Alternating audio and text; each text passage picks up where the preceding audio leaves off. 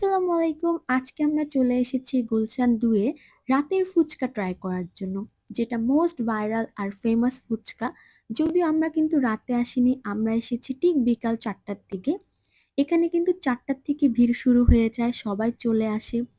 আর ফুচকা যখন বানাচ্ছিল আমার ক্রেভিং তো মানে কি বলবো অনেক বেড়ে গিয়েছিল।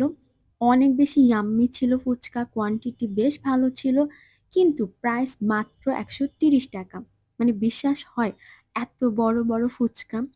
আমার তো একটা আরাম খেতে প্রবলেম হচ্ছিল, বাট অনেক বেশি মজা ছিল। এইখানে কিন্তু অনেকগুলো ফুচকার দোকান আছে, কিন্তু আমরা ফার্স্টের দোকান থেকে ট্রাই করেছি। আর তার ঠিক পিছনে কাবাবের স্টল, যেখানে অনেক রকমের কাবাব একদম লাইভ রেডি হচ্ছিল।